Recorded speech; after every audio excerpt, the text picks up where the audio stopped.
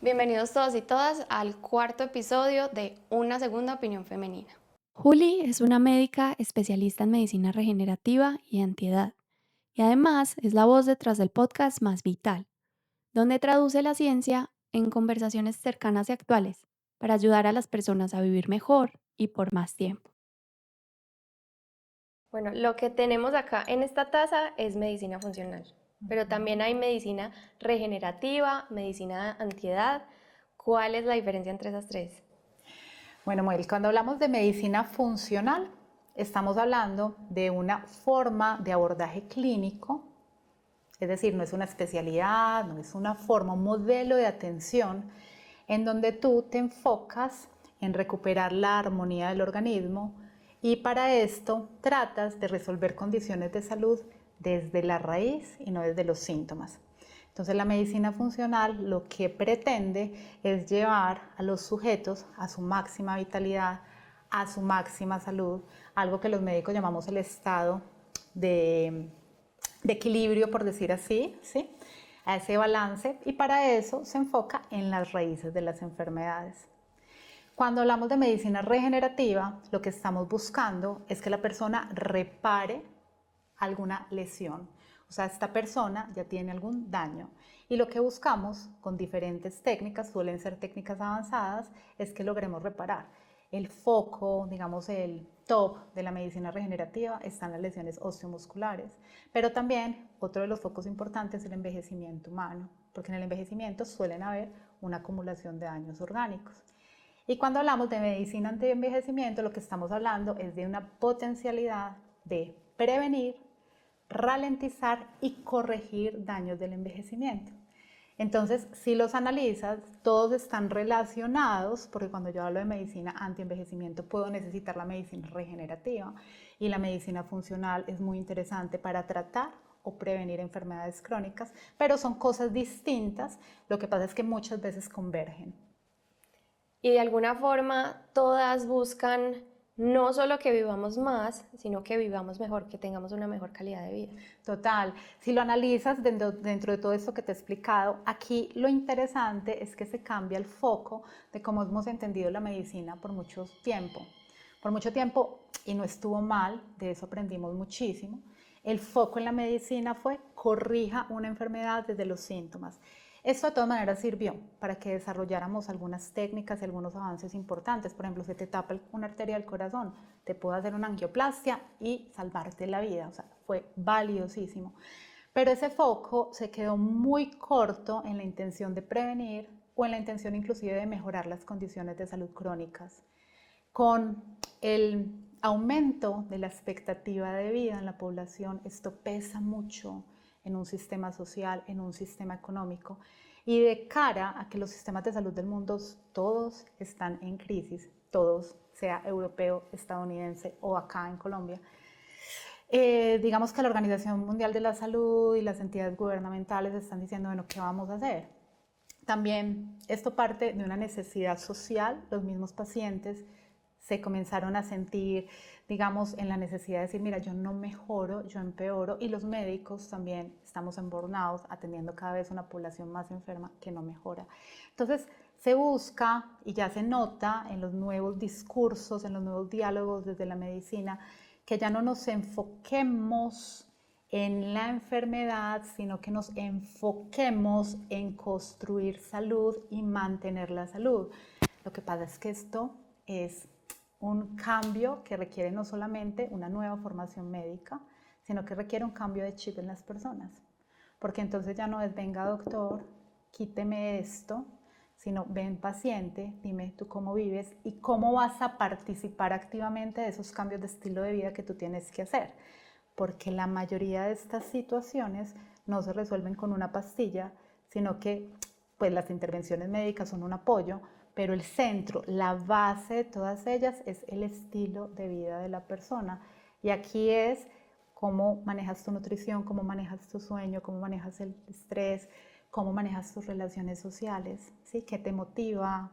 ¿sí? Todavía tienes un foco, no sé, un propósito en tu vida o no. Entonces mira que el paradigma es un cambio importante, es un cambio de sentido Grandísimo. importante. Grandísimo. Y eso que mencionas de la posición del paciente volviéndose más activa, también requiere que ese paciente se informe, Total. que ese paciente entienda qué es lo que le están mandando, por qué se lo están mandando, cómo funciona la enfermedad que tiene, porque antes pasaba mucho que, bueno, el doctor me dijo eso, yo sigo hacia donde me diga el doctor y le creo completamente, pero ya eso cambia, nos toca informarnos, aprender, entender.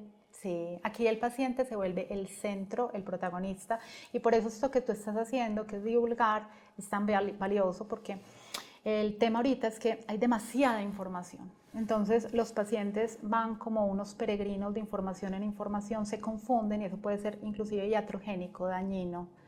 Entonces que los pacientes puedan tener información de fuentes más confiables y que aprendan a diferenciar la información es muy importante. Yo creo que el reto ahorita no es informarte, sino aprender de qué fuentes te informas.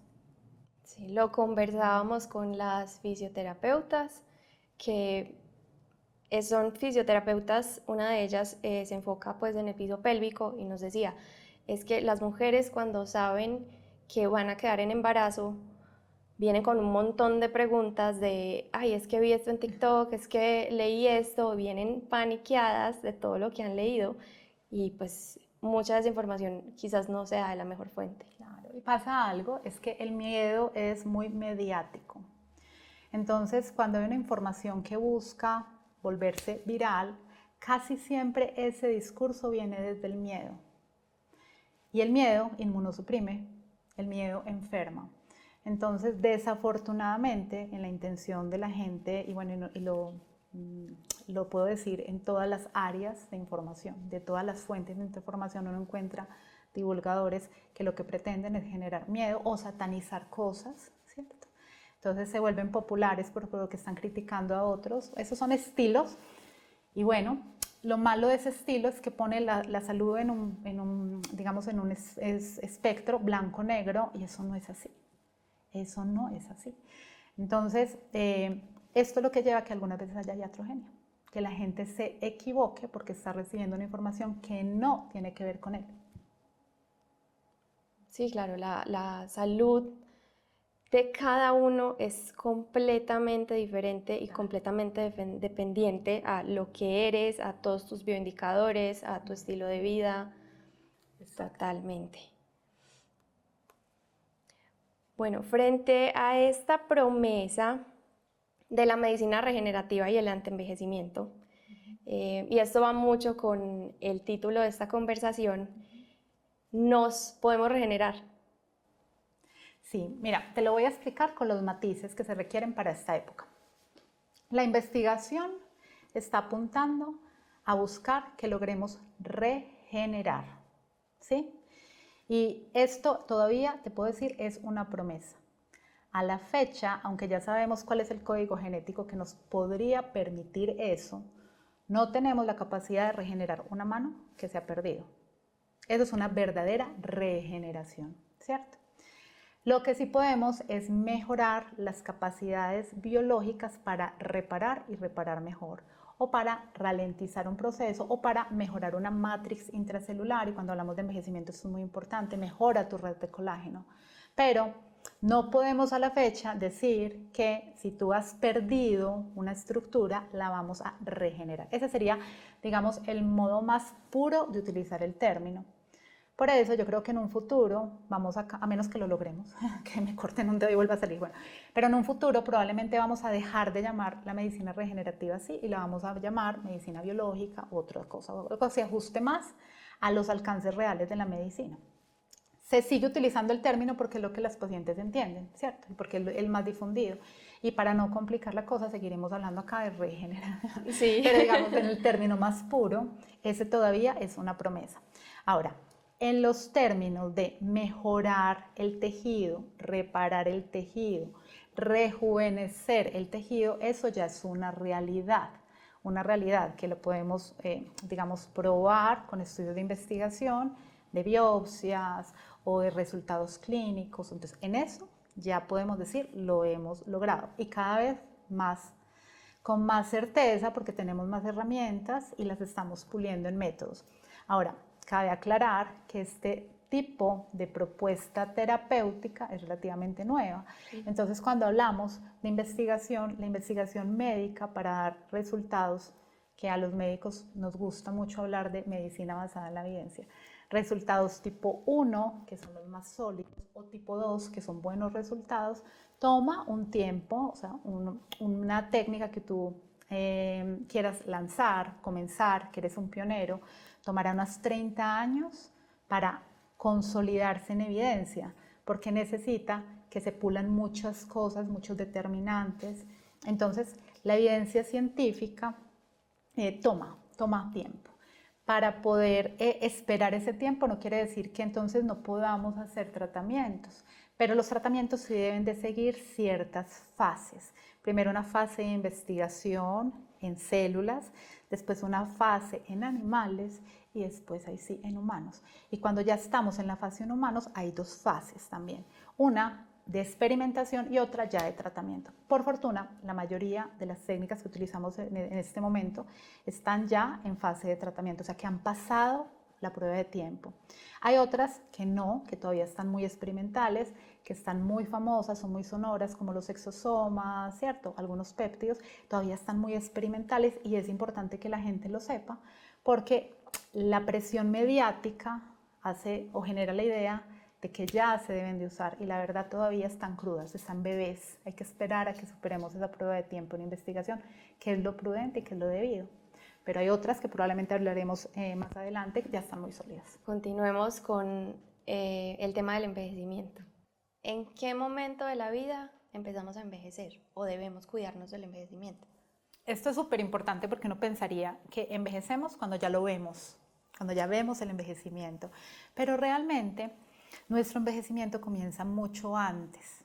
Más o menos entre los 25 a 30 años comienzan todos esos cambios biológicos, epigenéticos y hormonales que harán que bajen nuestras células madre y que se representarán en los cambios que después vamos a visibilizar. Es como si el cuerpo nos diera un regalo, ¿sí? Como una tarjeta de crédito. Esa tarjeta de crédito tiene cupo ilimitado, pero te la van a quitar en esa edad. Y en esa edad te van a pasar la factura. Es decir, tu biología te va a proteger y por eso en la juventud el que es guapo, así trasnoche, así coma mal, el que es guapo, porque tiene todavía esa tarjeta de crédito. Pero después de esa época, donde hacen todos esos cambios hormonales y las mujeres los hacemos más rápido que los hombres y tenemos también una diferencia con los hombres y es que las mujeres los hacemos muy abruptamente. Digamos, el hombre envejece paulatinamente, pero la mujer ahí comienza a descender más rápido la parte hormonal y en la menopausia, en los primeros 5 años, hace una caída abrupta, drástica, en donde baja su nivel de colágeno, adelgaza su piel, es decir, la factura que nos pasa al cuerpo es más agresiva. Ya la empezamos a ver. Se nota mucho, hace un escalón, la mujer intenso, por eso es tan importante que hayan más estrategias preventivas en la mujer para que esa etapa no dé ese escalón de esa manera. Y por eso la importancia de quien necesite la terapia de reemplazo hormonal que pueda acceder a ella, adicionalmente de que la mujer tenga toda esa protección de estilo de vida, porque también las mujeres somos más susceptibles biológicamente al estrés. Y cuando me menciono estrés, no estoy hablando del estrés solamente psicoemocional, sino el estrés físico. Esto se da porque el sistema inmunológico de las mujeres y de los hombres es distinto. El de nosotras está diseñado para producir más anticuerpos, para inflamar más. Eso nos da una ventaja evolutiva, somos más resistentes a las enfermedades y les pasamos más anticuerpos a los bebés. Por eso estamos diseñadas así. Pero eso significa que hacemos más inflamación y hacemos más inflammaging, que es un envejecimiento inflamatorio, si no tenemos atención a los cuidados de estilo de vida. Entonces, desde esa realidad de que somos biológicamente distintas, tenemos que tener más autocuidado para poder ralentizar. Y por eso es que las estrategias anti-envejecimiento cambian de acuerdo a la edad. Si estamos jovencitas y estamos hablando solo de estrategias para el cuidado de la piel, porque la base siempre va a ser estilo de vida hermosa. O sea, cuida tu célula, cuida tu nivel de antioxidantes, cuida tu salud, duerme bien, ritmo circadiano. Eso es la base para todo el mundo. Pero si habláramos solo de cuidado de la piel, las estrategias cambian. Entonces estamos chiquitas, fotoprotección, una hidratación suficiente y la vitamina C o algunas ayudas que te protejan de los daños de radiación UV, que esta es la que más daña, la radiación UV, la piel. Cuando estamos ya mayores, entre los 40 o ya llegando a los 50, ya tenemos que hacer algunas estrategias más profundas y allá hablamos de medicina regenerativa, llámese PRP, fibroblastos, dependiendo de la década en la que estemos, ¿sí? Porque ya ahí las estrategias preventivas se nos van a quedar corticas y como siempre, no hay un estado de belleza completa si no está desde adentro. Entonces, obviamente, si tu salud hormonal necesita ayuda porque tienes una resistencia a la insulina, porque tus hormonas están ya en caída y tienes un declive importante de tus estrógenos, tu progesterona, esto también hay que soportarlo, hay que ayudarlo para que tu piel pueda expresar la realidad, o sea, expresar lo que tú quieres expresar, que es tu vitalidad, tu sentido de bienestar, ¿cierto? Y no te dé una mala jugada ese momento de la vida.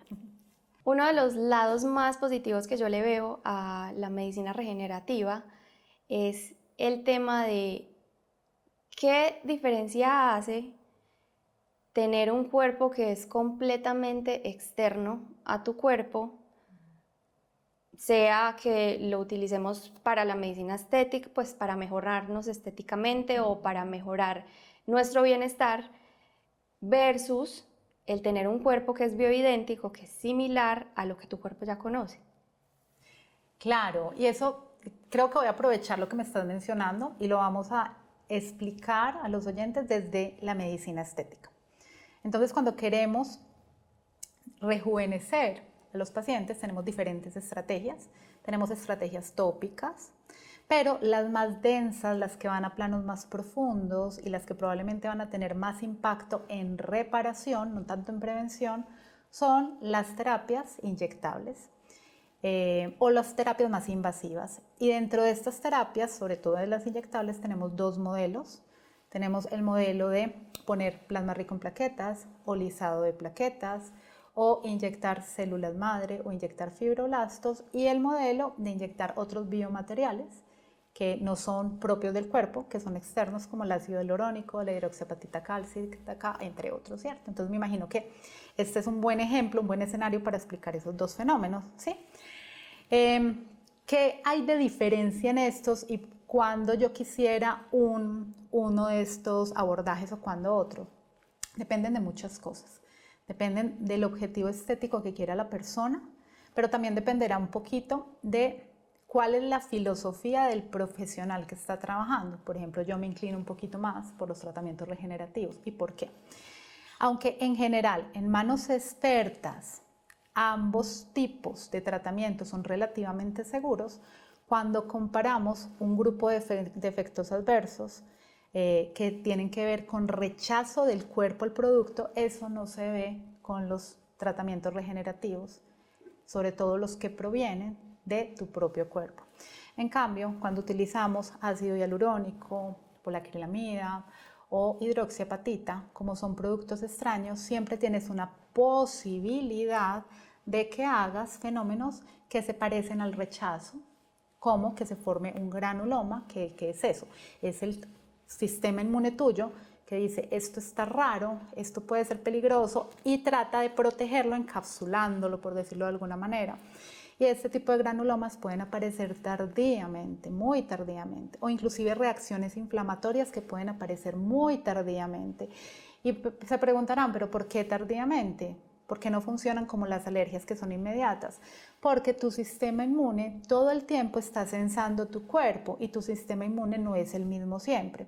Entonces, un sistema inmune cuando está estresado o cuando recibió otro tratamiento estético o cuando se llevó a una cirugía o cuando se llevó a unas vacunas, ¿sí?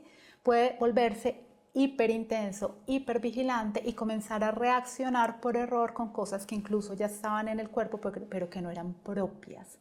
Esa es una de las explicaciones de por qué yo estaba muy bien con mi relleno y en 5 años comencé a hacer un rechazo porque siempre dependiendo del tipo de relleno que tú uses van a haber algunos residuos. Algunos incluso pueden quedarse en toda la vida, dependiendo del material que estés usando. Lo otro que puede pasar es que yo haga más, digamos, posibilidad de que se forme algo que se llama un biofilm bacteriano. ¿Y qué es esto? Las bacterias que pueden inyectarse durante el tratamiento, y esto sí puede pasar con cualquiera de los dos procedimientos, pero que también pueden estar dentro de tu cuerpo, porque todos los cuerpos estamos todo el tiempo circulando algunas bacterias que el sistema inmune simplemente las controla y las ataca y las destruye. Pero es frecuente que en nuestros cuerpos haya o sea, que nuestra sangre entre bacterias desde el tracto digestivo, entre otras. Estas bacterias, cuando no son oportunamente atacadas por tu sistema inmune, les encanta llegar a cuerpos extraños. Y es por eso que un paciente con una prótesis de rodilla, que un paciente con un biomaterial, con unas prótesis mamarias, después de tener 5 o 10 años esto, comienzan a hacer infecciones, pero ¿por qué? De la nada. Que si bien es más frecuente en etapas tempranas del procedimiento o de la cirugía, se pueden presentar en cualquier momento de la vida. Entonces, cualquier cosa extraña que tú te pongas en el cuerpo, con el tiempo puede tener un riesgo de molestar. Hay un estudio que mira la inyección de este tipo de materiales exógenos en el paso de los años y demuestra que como siempre pueden haber quejas, que es más frecuente en los primeros 5 años, pero inclusive un biomaterial aplicado a los 10, a los 20, a los 30 años puede presentar quejas, o sea que el riesgo no desaparece en el tiempo. Si bien, insisto, son seguros y en manos expertas los riesgos van a ser bajos, no están exentos. Cuando los comparas con terapias biológicas, esos riesgos disminuyen significativamente porque el cuerpo no rechaza lo propio, ¿sí? Aquí tendríamos ya que mirar algunas cosas de la técnica, etcétera, pero no vamos a tener problemas ni de granulomas, ni de rechazos, ni nada de esto. ¿Eso te queda claro ya Sí, con esa explicación? sí, absolutamente. Entonces, digamos que nos puede surgir un problema en cualquier otra parte del cuerpo y si nuestro cuerpo entra en alerta, va a atacar a todos esos como cuerpos desconocidos. Cuerpos extraños. Y el fenómeno más dramático, eso sí no se va a ver, pues no lo conozco con materiales de relleno, pero sí con siliconas, con prótesis mamarias, es el síndrome de Asia, que se volvió muy famoso en un tiempo muy mediático, pero hay que aclarar que el síndrome de Asia es extraño, es poco frecuente, pero también aumenta con el tiempo, sí puede aumentar con el tiempo o con otro momento en donde el sistema inmune se estresa por otros motivos. ¿Y quién puede garantizar que en su vida no tenga momentos de alto nivel de estrés? Ya sea psicoemocional o ya sea una enfermedad, un virus que te ataque o lo que nos pasó en el COVID, que todo el mundo terminó hipervacunado. O sea, digamos que es una alta probabilidad que en algún momento tú tengas que someterte a un riesgo de esos. Sí, es más alta que baja. Sí. Bueno, ¿deberíamos tenerle tanto miedo a envejecer? El miedo a envejecer tiene un componente más cultural que real, porque cuando pensamos en envejecer, la mayoría de los seres humanos imaginamos decrepitud. Y hoy sabemos que cómo envejecemos tiene que ver más con factores controlables y prevenibles, que es lo que se llama epigenética, lo que está por encima de tu genética, y todo lo que es epigenética tiene de base el estilo de vida, que con factores genéticos. Es decir, hoy sabemos que tener genes para desarrollar una enfermedad neurodegenerativa como un Parkinson o un Alzheimer no es una camisa de fuerza. Que estos genes se pueden prender o apagar de acuerdo a tu estilo de vida. Y también sabemos que más del 60% de cómo estés tú en tus años dorados dependen más de tu estilo de vida que de tu herencia. ¿Y por qué lo sabemos? Porque cuando tú tienes estudios en poblaciones que, por ejemplo, las zonas azules, que se caracterizan por factores protectores del estrés, una correcta alimentación, una alimentación más local, sin ultraprocesados, una correcta actividad física, o sea, no tanto ejercicio físico, sino una vida activa, personas que todavía cultivan, que caminan mucho, que tienen que desplazarse y que están muy vinculadas a su comunidad, Entonces, personas que están todo el tiempo saliendo de sus casas y manteniéndose muy activos. Esas zonas azules garantizan que lleguen a una vida adulta sanos. Pero si esas personas de las zonas azules salen de ahí y se van al mundo occidental y pierden esos factores protectores, pierden esa ventaja para envejecer. Pero también lo sabemos, por ejemplo, hay un estudio muy bonito de la NASA en donde él comparó gemelos. Los gemelos son el modelo perfecto porque son dos personas con el mismo material genético. Entonces, si cambia algún desenlace, yo puedo decir que no es por la genética, es por la epigenética. Entonces, en estos modelos estudiaban, por ejemplo, el que se iba a vivir en el espacio con un alto nivel de estrés, sin gravedad, pierden fuerza muscular, y el que se queda con su estilo de vida como estaba. Y siempre se veía una aceleración del envejecimiento en los que estaban en el espacio, porque están sometidos a todo esto, ¿cierto? Entonces es una prueba de cómo los factores de vida son muy determinantes para el envejecimiento. Hay otro estudio que es muy lindo y como estamos hablando de mujeres lo quiero traer a colación. Por favor. Que evaluó mamás que tienen niños con necesidades especiales.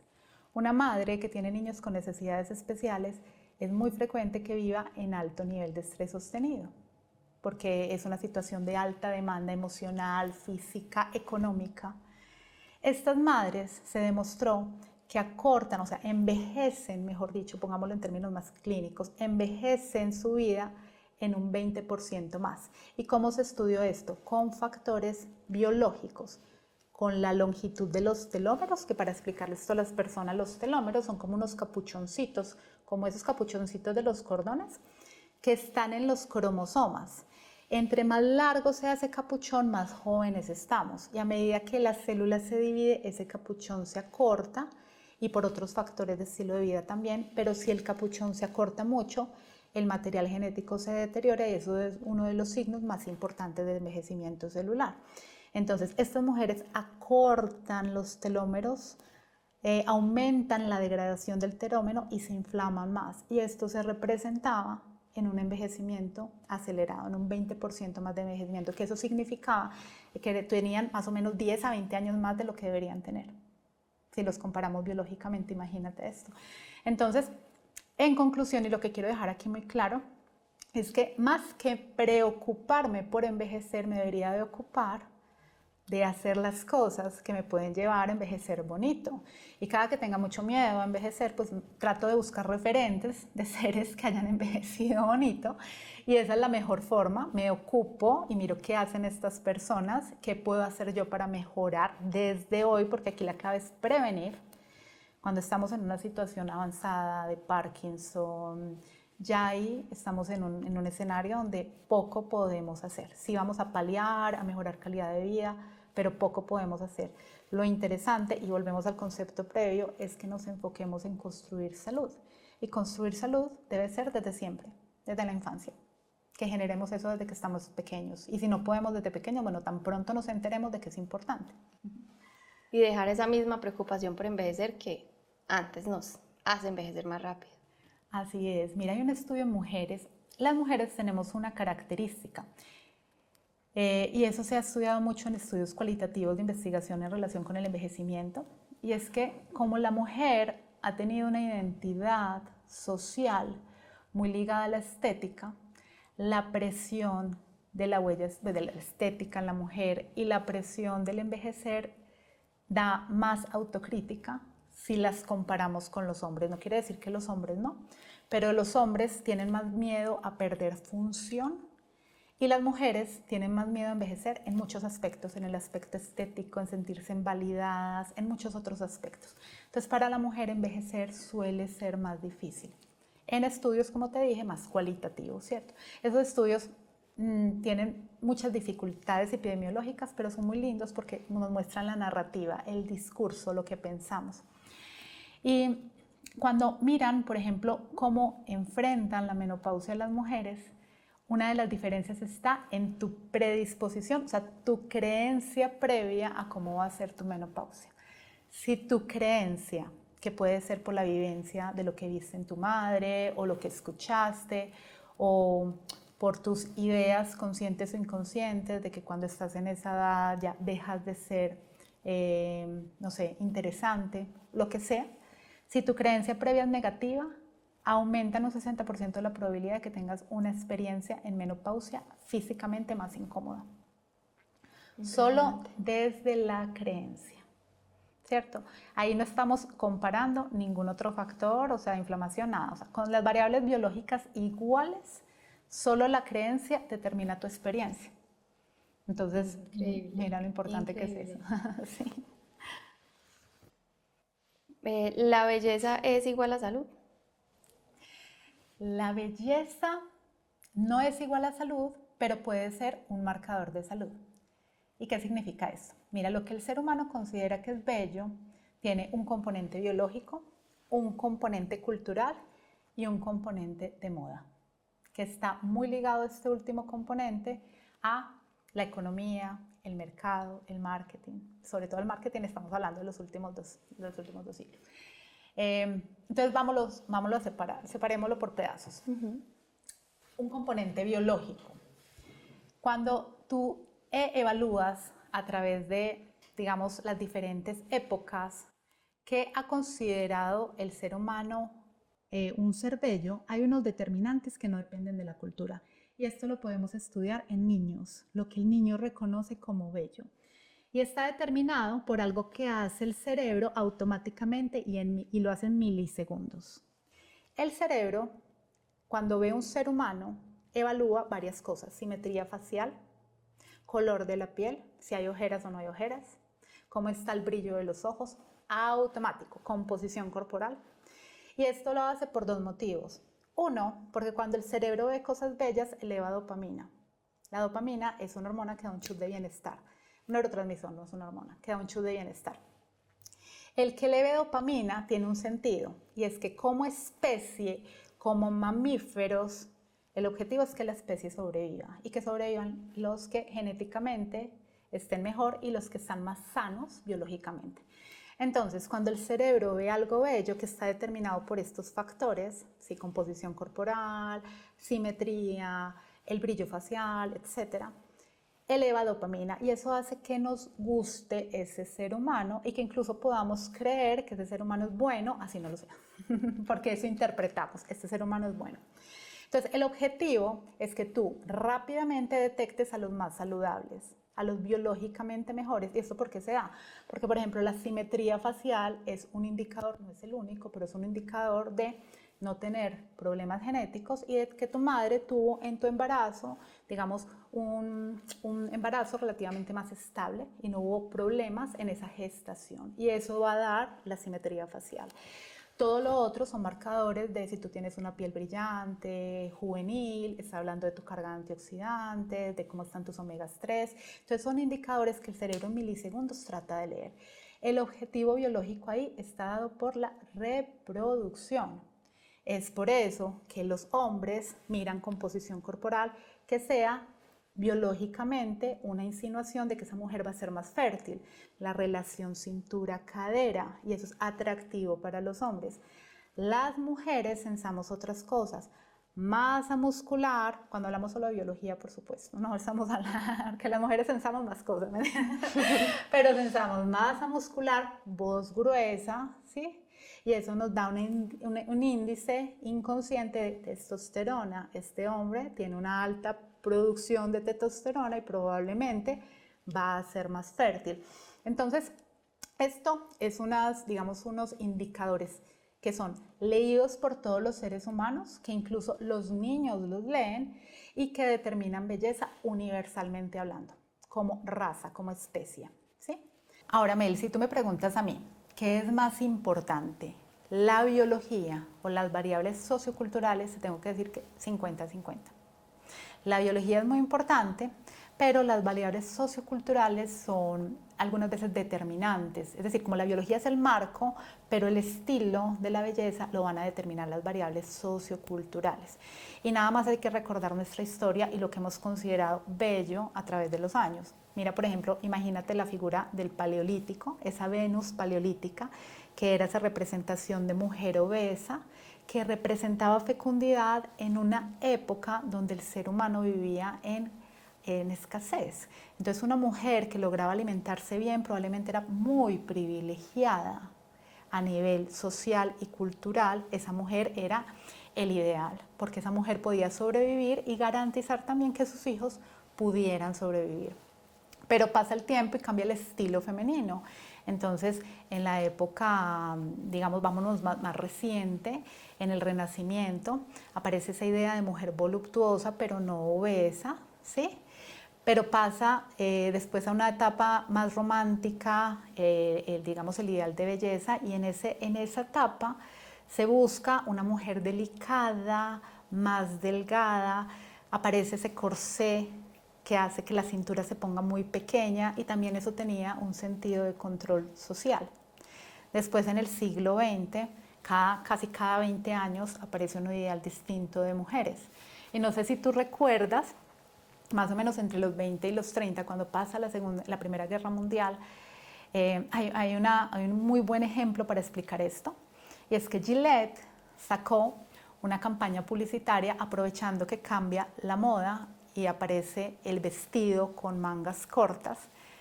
Y en esta campaña publicitaria Gillette dice: ya que cambió la moda, no está bien que tengan la axila con vello. Y de un momento a otro, algo que nunca fue un problema para la mujer, que fue tener vello en su región axilar, se volvió un problema, y todas las mujeres hasta hoy, exceptuando cuando tienes pues en la época hippie que hubo una denuncia al respecto, todas nos afeitamos hasta hoy. Lo que fue crear una idea de una necesidad que no existía, como una campaña publicitaria, cambió un paradigma de belleza en un minuto, en un segundo, y fue supremamente exitosa esa campaña. Pero bueno, recuerda, por ejemplo, los 50, Marilyn Monroe, ideal de belleza, y cómo cambió en los 70, mujeres más delgadas, Twiggy. Si tú pones a escoger a un montón de hombres entre Twiggy y Marilyn Monroe, siempre van a escoger a Marilyn Monroe. Aún así, las mujeres se querían parecer a Twiggy en los 70, ¿sí? Vienen los 80 y el ideal de belleza cambia. ¿Por qué?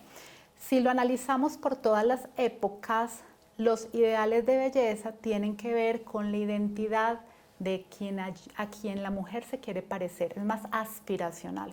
Y esa identidad está marcada por la moda de las clases altas, o al menos de las clases altas a las que yo me quiero parecer, porque también hay diferentes estilos de clase alta. Entonces, llegan los 80 y aparece un estilo que se ejercita, porque las mujeres de clase alta se podían ejercitar. Las mujeres de clases medias a bajas no tenían tiempo para ejercitarse, ¿sí? Pero también porque el marketing genera una presión. Si tú tienes un ideal estético, eso hará que más mujeres se sientan presionadas por comparación a alcanzar ese ideal estético. Y una de las críticas que tenemos que poner sobre la mesa a esto, y creo que como médicos tenemos que tratar de evitar caer en esto, es lo que está pasando ahora. No sé si tú viste el Miss Universo reciente. Realmente no lo vi. Yo no lo vi tampoco, pero me llamó la atención una pequeña cápsula publicitaria en donde desfilaron un montón de mujeres iguales, con rostros que parecían calcados, en donde las diferencias raciales y étnicas, que son de las cosas que en teoría un certamen de esos debería promover, han desaparecido, por una cara que ya está reconocida, que es la cara que llamamos la Instagram face, Sí. que se ha venido poniendo de moda desde la medicina estética y desde las redes sociales en los últimos 10 años. Todas estas mujeres tenían una cara Instagram face, que es una cara creada por algoritmos de inteligencia artificial que dicen esto es lo bello. Pero ojo, sí, eso es bello, nadie va a decir que no, nadie te va a decir que no es bello, pero ¿dónde está la diversidad humana? ¿Dónde queda? Y lo que eso genera como presión estética en la mujer, que es más susceptible, todavía tenemos una huella, digamos, sociocultural, que hace que muchas mujeres se sientan muy presionadas por eso, pero sobre todo en las adolescentes, que ya se comienzan, y esto lo hemos tenido como crisis en muchas épocas, cuando el modelo de belleza se vuelve muy delgado, aumenta la anorexia. ¿sí? Cuando tenemos este modelo de belleza tan estilizado y tan creado, porque los rostros femeninos son de muchas formas y no todos van a tener este tipo de óvulo, ese tipo de nariz, ese tipo de cejas, esto conduce a que mujeres cada vez más jóvenes quieran hacerse tratamientos para parecerse a ese ideal, porque si no se sienten excluidas. Entonces digamos que para concluir tu pregunta, pero quería dejar esto sentado en la mesa porque es algo que tenemos que poner, digamos, interés las mujeres, y tenemos que tratar de construir una feminidad que no sea homogénea, que permita nuestra diversidad. Pero para terminar de responder tu pregunta, la belleza también tiene este componente. Y ese componente muchas veces puede inclusive primar el biológico. Por eso ha habido algunas culturas que ponen de moda cosas muy antiestéticas. Y no sé si recuerdas por ahí esas imágenes de algunas mujeres africanas que se alargaban mucho el cuello, sí, y eso era un ideal estético. O en el medioevo, una época donde las mujeres tenían que quitarse cabello de esta zona porque lo estético era tener una frente muy, no, eso fue después del medioevo, una frente muy alta que simulara tener, digamos, más inteligencia, ¿sí? Entonces, algunas veces esto predomina y no siempre lo que se considera bello es saludable. Ok, buena tu conclusión. Te quiero invitar, Doc, a que compartamos uno de mis antioxidantes favoritos mientras me cuentas cuál es tu top 3 de antioxidantes. Perfecto. Cuéntame qué es esto. Sí, te voy a contar. Mi antioxidante favorito es el azaí. ¿Lo conoces? Perfecto. Me imagino. Sí, claro. A ver, probémoslo. Está muy rico. Está muy rico, Mel. Me gusta mucho este porque, digamos que yo no me comería una de estas entera, pero tienes este empaque que puedes como ir mesurando y puedes, no sé, combinarlo con tu granola al desayuno, sacar una cucharita. La marca se llama Bora Azaí.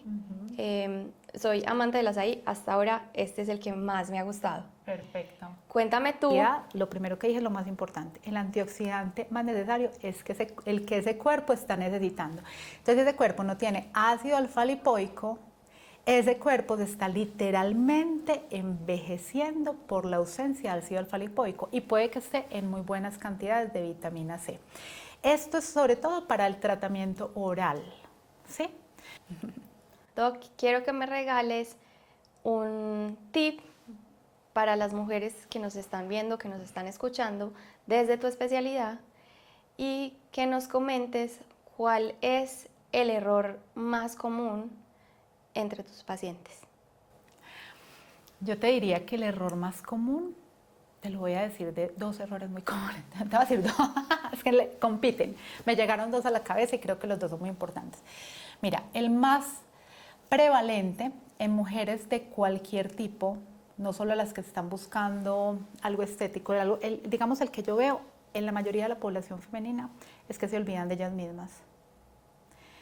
La mujer que tiene que ser ahora profesional, llevar un hogar, ser cuidadora de algunos, o es la mujer que apoya a sus padres envejecidos, no necesariamente tiene que tener hijos, o es la mujer mejor amiga que está para todas las amigas, que tiene que ser pareja, que es autoexigente además, porque las mujeres solemos tener un nivel de exigencia muy alto hacia nosotros mismos. Esa mujer casi siempre se pone a sí misma en el último grado de importancia en la vida. Y lo que pasa con esa mujer es que termina hiperoxidada, fatigada, en burnout, deprimida, no duerme, es la última que se acuesta atendiendo todas las necesidades de todos. Cuando tú te pones en el último escalón de importancia, siempre la vida te va a pasar factura, siempre. Entonces yo creería que ese es el error número uno.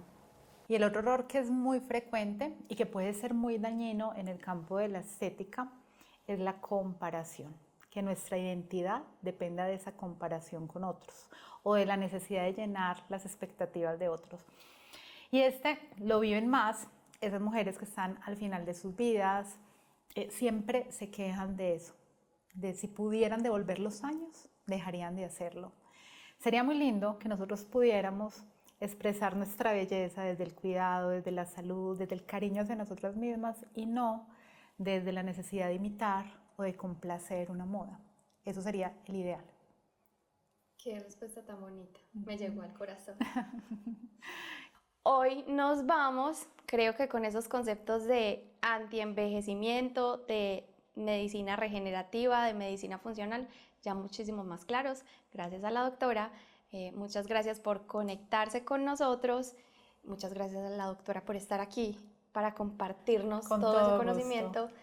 Nos vemos en el próximo episodio. Y los invito a que conozcan el podcast de la Doc, que habla sobre todos estos temas. Cuéntanos, Doc, ¿de qué se trata este podcast? El podcast se llama Más Vital. Es un espacio diseñado para que las personas conozcan a profundidad estos conceptos de medicina funcional, medicina regenerativa y biohacking, pero entendiendo la salud humana desde todo lo que la contiene, porque la salud humana también contiene el aspecto social, el aspecto emocional, el aspecto mental e incluso el aspecto espiritual. Eso nunca se puede desconocer. Entonces, bienvenidos a Más Vital.